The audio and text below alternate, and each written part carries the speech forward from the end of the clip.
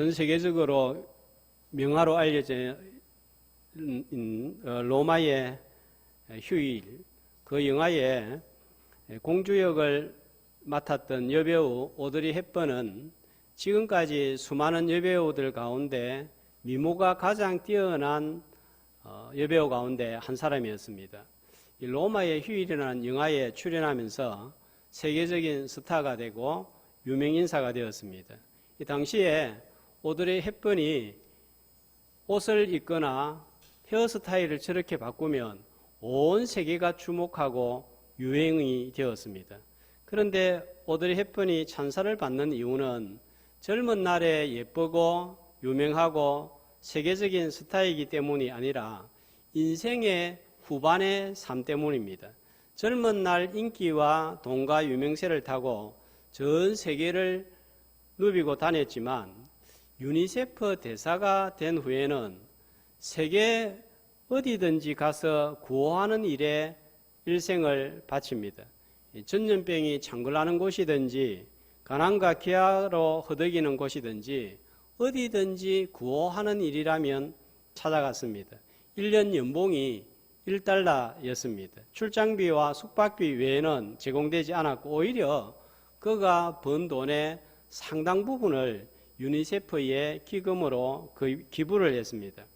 아프리카의 소말리아를 비롯한 제3세계에서 굶주린 아이들을 돌아보는 일에 인생을 바쳤습니다. 죽을 때까지 50번 이상을 제3세계를 방문하며 이 일을 했는데 사진에서 보는 바와 같이 나이가 들었을 때 얼굴은 쭈글쭈글해지고 젊었을 때의 화려한 모습은 사라졌습니다. 그러나 젊었을 때 오드리 헵번의 화려한 모습보다 사람들은 저렇게 봉사하는 오드리 헵번의 얼굴이 더 아름답다고 예쁘다고 기억을 합니다. 죽기 1년 전에 아들한테 이런 말을 남깁니다. 아름다운 입술을 가지고 싶거든 친절한 말을 하고 날씬한 몸매를 갖고 싶으면 너의 음식을 배고픈 사람과 나누어라. 나이가 들면 손이 2개가 있다는 것을 발견하는데 하나는 내 자신을 돕는 손이고 또 하나의 손은 다른 사람을 돕는 손이다. 자, 이렇게 말하여서 최고의 미모를 가진 여성이 아름다운 입술, 날씬한 몸매를 가지는 비결은 다른 사람을 돌아보고 가지고 있는 것을 나누는 삶이다 하는 것을 알려주었습니다.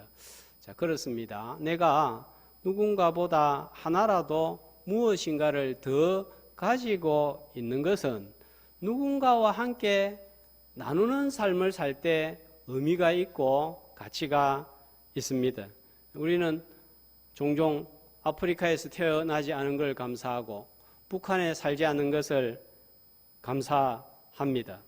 하나님은 우리가 나보다 못한 사람과 비교해서 우월 의식을 가지고 감사하는 것이 삶의 목표, 목적이 아니라 내가 무엇인가 받은 것이 있고 내가 뭔가 좀 더 나은 것이 있으면 감사와 더불어 반드시 나누는 삶을 살기를 원하는데 이것을 가리켜서 사명이라고 합니다. 자, 이것이 성경이 말하는 거룩입니다.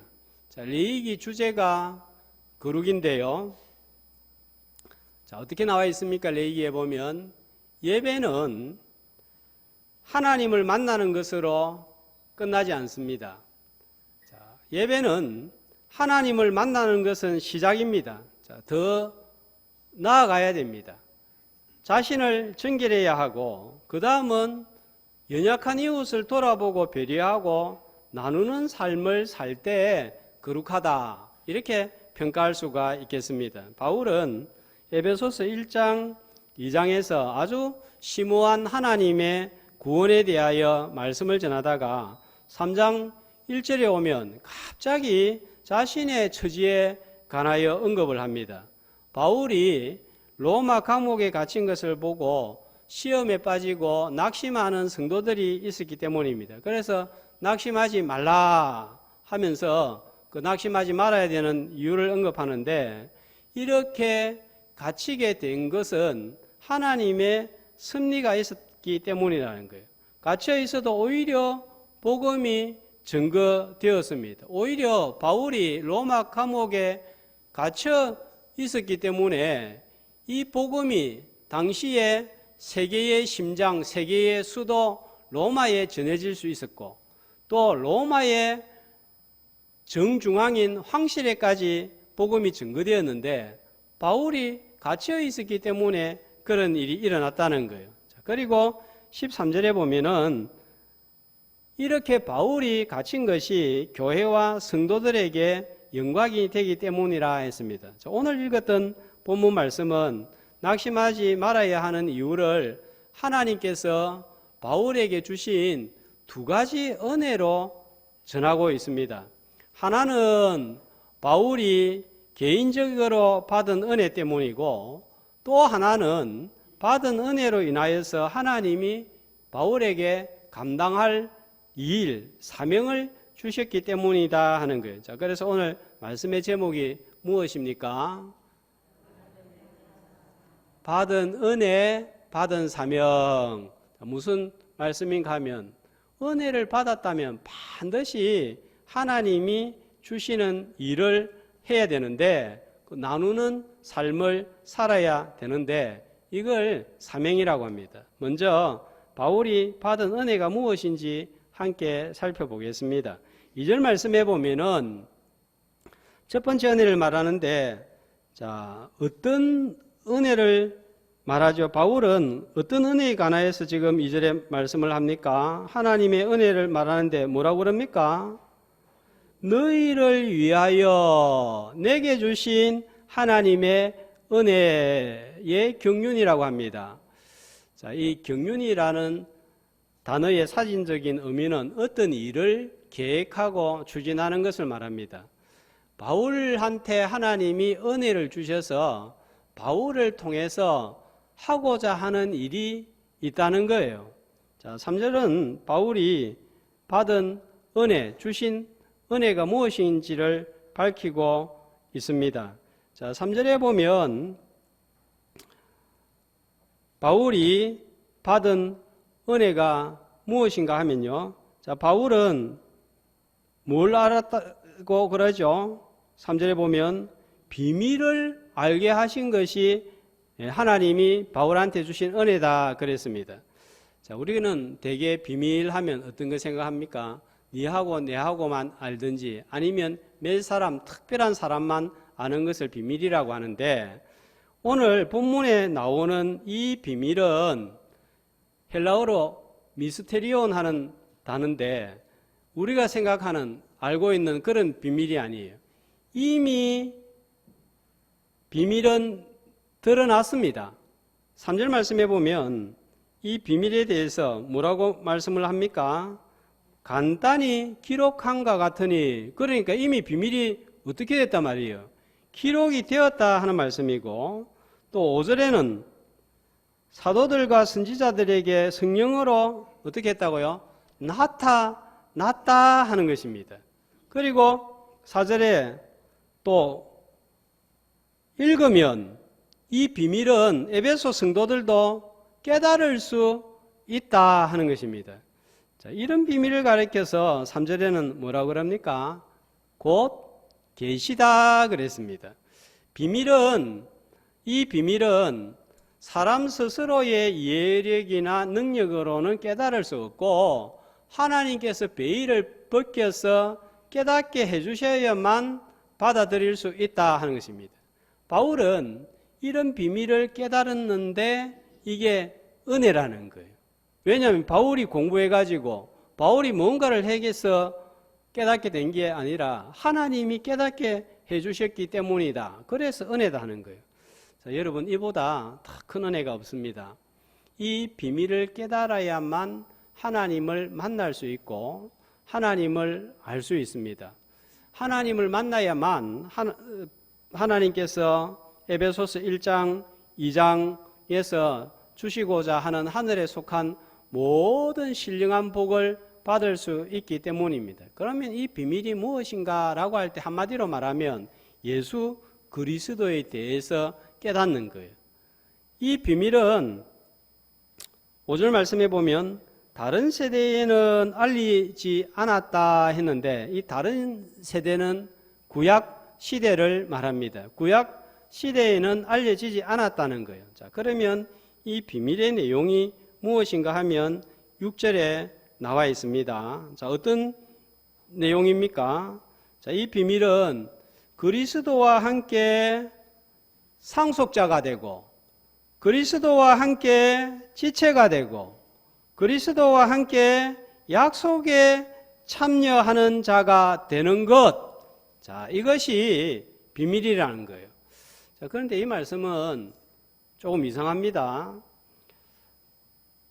구약에 보면은 이방인들이 믿고 하나님께로 돌아온다는 말씀이 부지기수로 여러 곳에 기록이 되어 있습니다. 창세기 22장 18절이 대표적인 말씀인데, 자, 아브라함의 후손으로 말미암아 천하 만민이 복을 받는다는 것은 이방인들이 바로 이 복음을 듣고 복을 받을 것을 말씀하고 있습니다. 시편을 비롯한 여러 선지서들에도 보면 이방인들이 하나님께 돌아와서 구원의 복에 참여할 것을 말씀합니다. 알려졌습니다. 그런데도 알려지지 않았다 하는 말은 깨닫지 못하였다 하는 거예요. 많은 유대인들이 이런 말씀을 분명히 들었습니다. 그런데 깨닫지를 못하는 거예요. 눈이 있어도 보지 못하고 귀가 있어도 듣지 못했습니다. 깨닫지 못하니까 믿지 못하고 예수 그리스도를 구원의 주요, 구원의 통로임을 거부했습니다. 바울은 유대인입니다. 그런데 바울은 이 진리를 깨닫지 못하다가 다메섹 도상에서 깨닫게 되었습니다. 자기가 믿은 게 아니에요. 주님이 나타나셔서 믿게 하신 거예요. 그래서 예수 그리스도를 구원의 주요, 복음의 통로로, 복의 통로로 믿었습니다. 하나님께서 깨닫게 해주신 거예요. 그래서 은혜라는 거예요. 성경을 열심히 연구하는 신학 박사 가운데도 믿지 못하는 분들이 있습니다. 몰라서 믿지 못하는 게 아니에요. 알면서도 깨달아지지가 않는 것입니다. 바리새인들, 서기관들은 태어날 때부터 하나님을 알고 구약에 관하여서 전체를 줄줄줄줄 외울 정도로 다 잘 아는 박사들 중에 박사입니다. 그런데도 이들은 믿지를 못합니다. 깨닫지 못하기 때문입니다. 언젠가 말씀을 드렸지만 저도 마찬가지입니다. 고등학교 때 과목 중에 윤리라는 과목이 있었는데 종교를 소개하면서 그리스도교와 예수 그리스도 이런 단원이 제목이 나와 있었습니다. 예수 그리스도가 누구이며 무슨 일을 하였는지 그걸 시험을 치기 위해서 달달 외울 정도였습니다. 그런데도 예수님은 믿어지지가 않습니다. 깨달아지지 않았기 때문입니다. 자, 예레미야 15장 16절은 이렇게 고백합니다. 한 목소리로 내가 주의 말씀을 얻어먹었사오니 주의 말씀은 내게 기쁨과 내 마음의 즐거움이 오나. 예레미야 선지자에게 뭐가 기쁨과 즐거움이 된다고 그럽니까? 하나님의 말씀을 듣고 먹는 것, 영적인 양식을 먹는 것. 자, 이 말씀을 깨달을 때, 야, 성경에 송이꿀송이보다 말씀이 더 달다고 하더니, 이런 말씀이구나. 이렇게 경험하는 분들이 있습니다. 저는 예수 믿고 나서도 오랫동안 예수님이 하나님이시고 하나님이 사람의 몸을 입고 세상에 오신 분이 예수님이시다 하는 진리를 많이 들었지만 이걸 깨닫지를 못했습니다.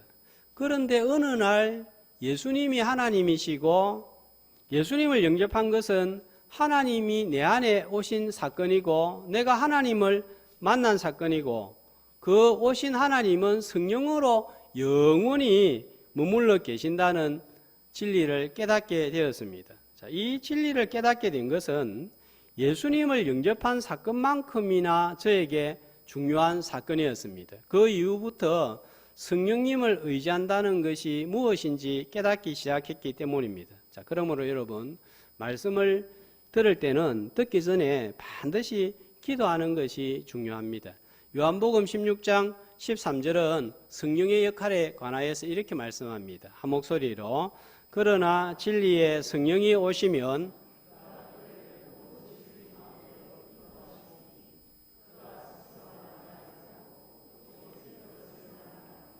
장래 일을 너희에게 알리시리라. 자, 성령님이 하시는 일이 뭐라고요?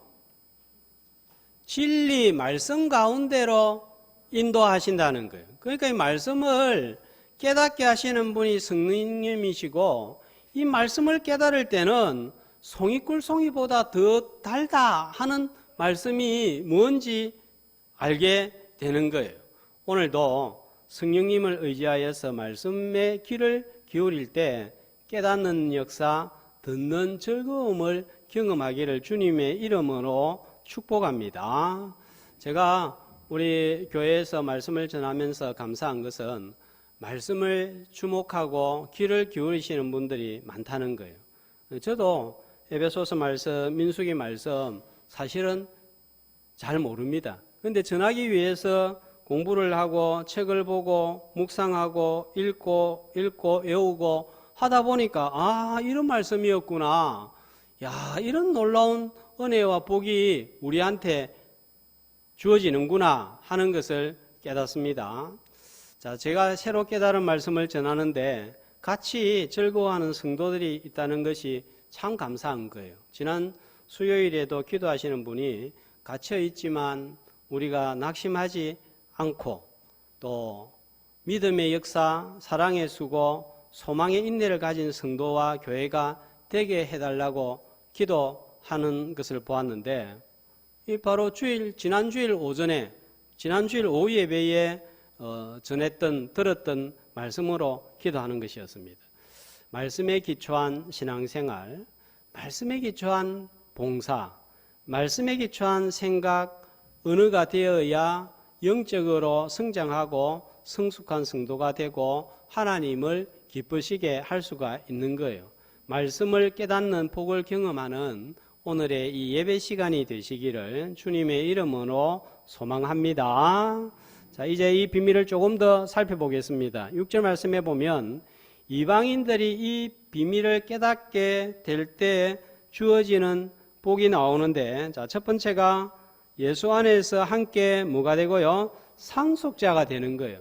전에는 유대인들만 하나님 나라의 백성으로서 상속을 받을 수 있었는데, 이제는 그리스도 예수를 깨닫고 받아들이는 모든 사람이면 누구나 상속자가 된다는 것입니다. 자, 하나님은 에베소서 1장 2장에 엄청난 하늘의 복들을 열거하면서 이걸 너희들이 상속받게 될 것이다 말씀하셨습니다. 선택과 양자 삼으심, 제사함, 기업, 성령의 인치심, 성령의 보정, 허물과 죄로 죽었던 우리를 그리스도와 함께 살리시고 일으키시고 하나님 보좌 우편에 앉히시고 하나님과 화목하게 하시고 새로운 성전을 건축하는 일에 참여하게 하는 이런 모든 복을 상속해 주시기로 했다는 거예요.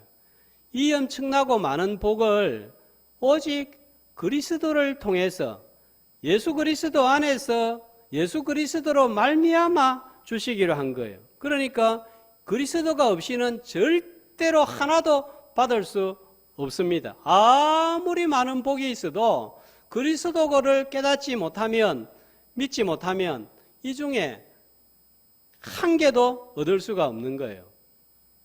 자, 상속이라는 것은 나는 아무것도 한 것이 없는데 아버지나 누군가가 유언을 하면 받습니다. 가끔 뉴스에서 대기업의 부자들이 자녀들에게 재산을 상속을 하는 것을 보면, 야, 나도 저런 재산 상속 한번 받아보았으면 좋겠다 하는 생각이 들지 않던가요? 우리 성도들은 이미 하늘의 복을 상속받은 사람들이고 앞으로는 더 크고 더 많은 복들을 상속받게 될 것입니다. 이유는 단 한 가지입니다. 하나님의 비밀인 그리스도를 깨닫고 구원의 주요 통로로 받아들였기 때문입니다.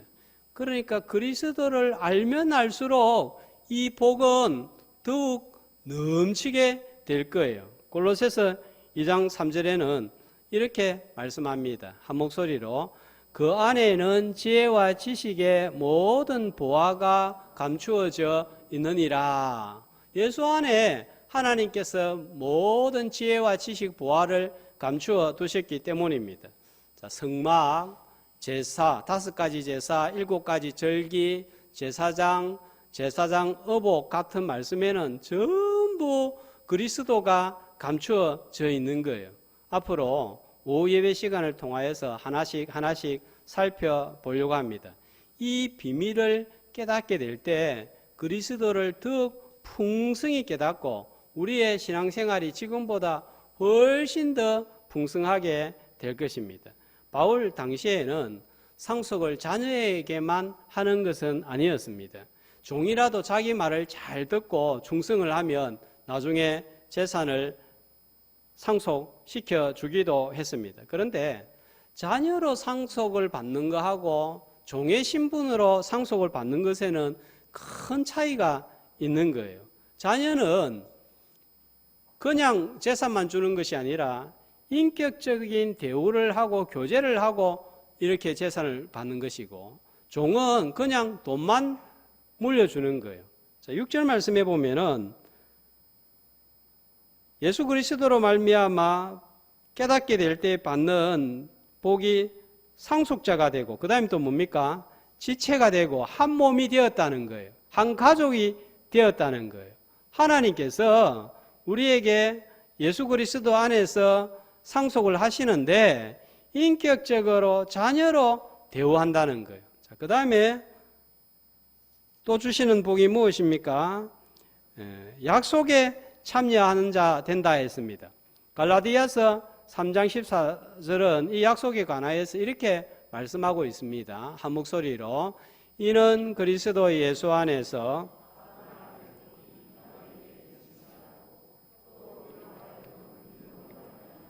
성령의 약속을 받게 하려 함이라. 자, 어떤 약속을 받는다고요?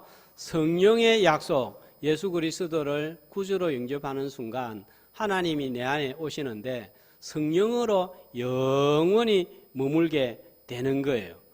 비밀인 그리스도를 깨달을 때 받는 복입니다. 이 비밀을 하나님께서 깨닫게 하셔서 복을 받게 됨으로 은혜라고 하는 거예요. 오늘 시작하면서 615장 찬송을 불렀는데 이것은 그리스도를 찬양하는 찬송입니다. 이 비밀을 깨닫고 그리스도를 찬양하는 예배 시간 되시기를 주님의 이름으로 축복합니다. 자, 이런 놀라운 은혜를 받는 것은 참 감사한 일이죠. 그래서 우리가 찬양합시다, 감사합시다. 그런데 이것이 목표가 아니라는 거예요. 바울은 7절 말씀해 보면 이어서 이런 은혜의 선물을 따라서 받아서 자, 어떤 사람이 되었다고 합니까? 어떤 사람이 되었다고 하는 거예요? 일꾼이 되었다 합니다. 은혜를 받았으면 일꾼이 되어야 한다는 거예요. 자, 어떤 일을 합니까? 2가지 일을 하는데 8절 끝에 보면 일꾼이 되어서 하는 일이 무엇인가요? 뭐합니까? 그리스도의 풍성함을 안 믿는 사람들한테 전하는 일을 하는 거예요. 전도하는 일을 하는 거예요. 그 다음에 또 한 가지는 9절에 보면은 끝에 보니까 자, 이렇게 일꾼이 된 것은 뭐 하려고 합니까? 비밀의 경륜이 어떤 것을 드러내도록 하기 위한 일을 한다 하는 것입니다. 8절 말씀해 보면 바울은 일꾼이 되었는데 자기를 어떤 사람으로 소개를 하고 있어요?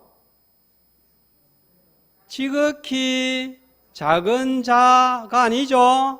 지극히 작은 자보다 더 작은 자. 이 표현이 최상급과 비교급을 이중의 표현을 섞어가면서 자신을 낮추고 있는 거예요. 모든 성도 중에 지극히 작은 자보다 더 작은 자가 내다 이거예요. 그런데 바울은 이미 먼저 기록한 고린도전서 15장 10절에 보면 자기가 사도가 된 것은, 나의 나 된 것은 뭐라고 고백을 합니까? 하나님의 은혜라고 고백을 했죠. 그런데 이 몇 년 후에 기록되어진 에베소서에서는 자기가 더 작은 자보다 더 작은 자라고 지금 자기가 더 낮아지고 있는 것을 봅니다. 그러면 에베소서보다 더 늦게 기록되어진 디모데전서 1장 15절에서는 바울은 어떻게 고백합니까? 언제는 작은 자보다 더 작은 자가 아니라 뭐라고 고백합니까? 죄인 중에 괴수다 하는 거예요. 그러니까 이게 어떻게 되는 거예요? 복음의 비밀인 예수 그리스도를 알아가면 알아갈수록 자신은 점점 낮아지고 있습니다. 복음의 사람은 이런 사람인 거예요. 시간이 지날수록 자신의 참모습을 깨닫습니다.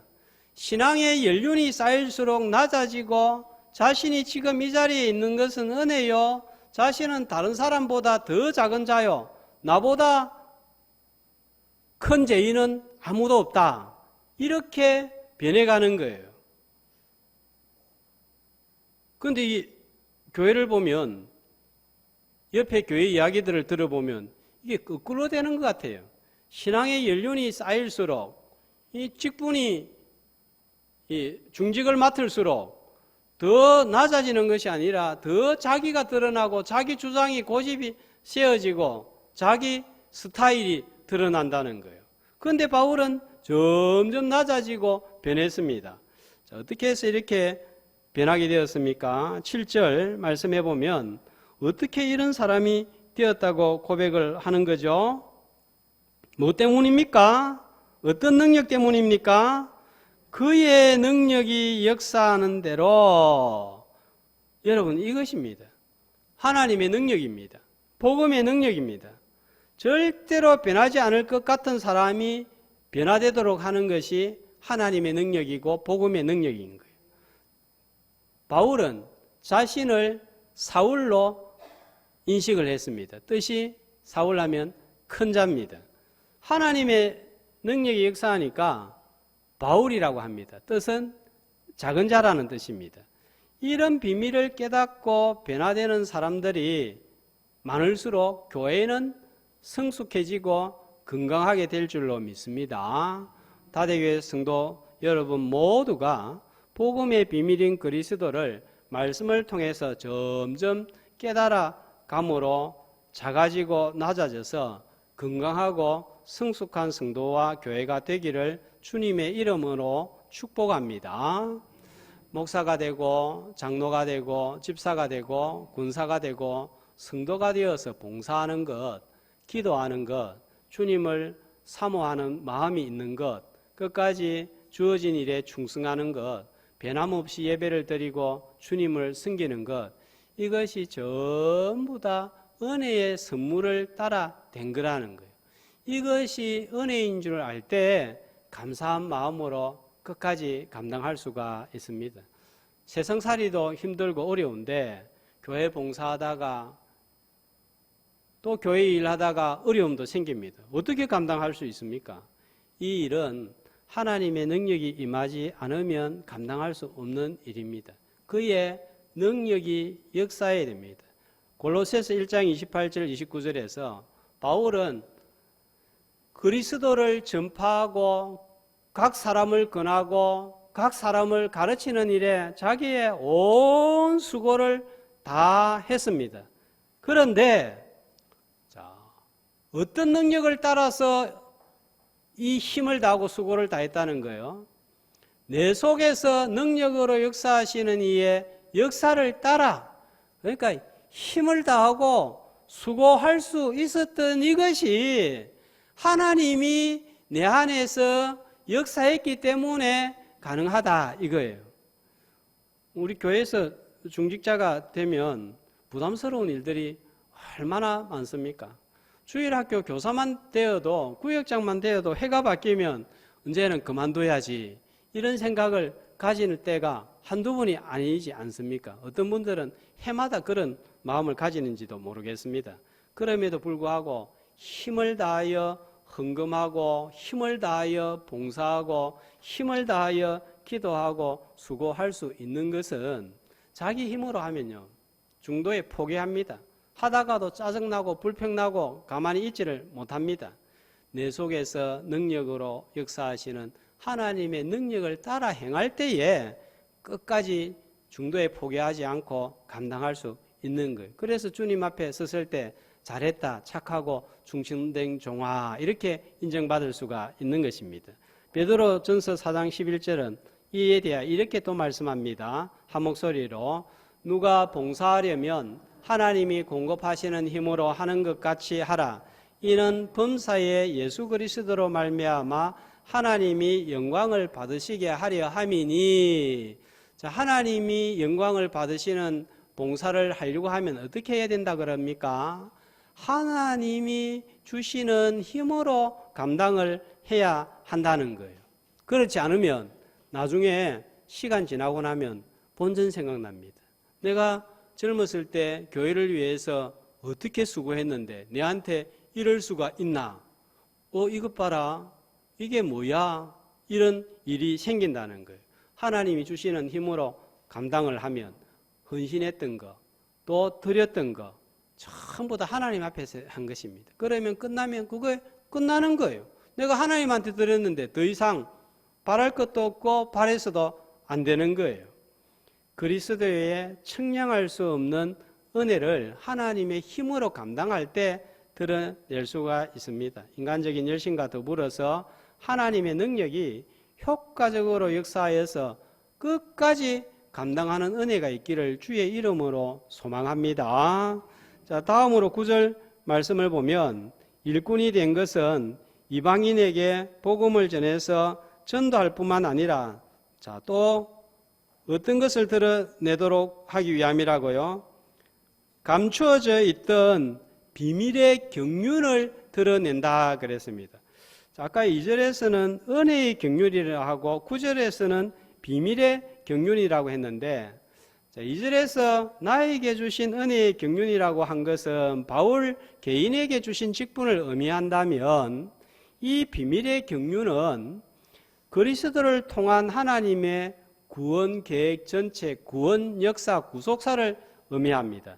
이미 믿은 성도들에게 알려주시는 구원의 비밀을 말씀합니다. 우리는 전도와 더불어 구원의 역사를 점점 깊이 있게 깨달아야 됩니다. 1년 전하고 5년 전하고 분명히 내가 하나님의 역사를 깨닫는 부분에 있어서 깊이가 있어져야 됩니다. 그럴 때 하나님의 계획을 알고 구원 역사에 동참할 수가 있습니다. 하나님은 이미 구원 계획, 마스터 플랜을 전부 다 준비해 놓고 그 시간표에 따라서 진행하고 있는데 한 가지 예를 들면 구약의 7가지 절기입니다. 이 이스라엘의 7대 절기는 하나님의 역사가 어디로 흘러가고 있는지 어떻게 진행되고 있는지 시간표를 우리에게 미리 보여주는 거예요. 자, 6월절은 무슨 사건을 예표하고 있을까요? 어린 양의 피를 문설줄에 받아서 구원받은 사건은 예수 그리스도의 죽음을 예표하고 있습니다. 무교절은요, 예수 그리스도와 교제하는 것을 예표하고 있습니다. 초실절은요, 예수 그리스도의 부활을 예표하고 있습니다. 오순절은요, 사도행전 2장에 성령님이 강림한 사건을 가리키고 있습니다. 지금 여기까지 진행이 된 거예요. 하나님의 구원 역사가. 자, 그 다음에 진행될 게 남아 있습니다. 뭡니까? 나팔이 언제 울려 퍼지죠? 로마 시대에는 황제가 도시를 방문하면 나팔을 불렸습니다. 예수님이 왕으로 세상에 다시 올 때 이 나팔이 울려 퍼지는 거예요. 그리고 모든 영원한 속죄가 이루어지고, 자, 초막절은 뭡니까? 알곡은 저장을 하고, 쭉정이는 타작해서 심판을 해버리면 하나님의 구원 역사가 종결이 되는 거예요. 이런 하나님의 비밀의 경륜을 해가 지날수록, 말씀을 들을수록, 민수기를 듣고 에베소서를 깨달을수록 하나씩 깨달아 나가야 되는 거예요. 그래야 지금 우리가 무엇을 향하여 어디로 가고 있는지 알게 되는 거예요. 오후 예배 때 이제 이런 말씀들을 전하려고 합니다. 자, 이 모두는 비밀인 그리스도를 깨달을 때 얻는 은혜와 복입니다. 그런데 이 비밀은 하나님께 깨닫게 해주셔야 됩니다. 은혜라고 하는 거예요.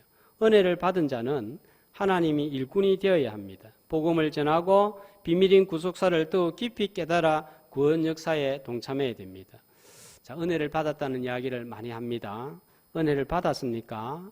감사와 더불어 복음을 전하고 하나님의 구원 역사를 깨달아서 일꾼의 사명을 감당함으로 하나님의 은혜에 화답하는 성도가 다 되시기를 주님의 이름으로 축복합니다.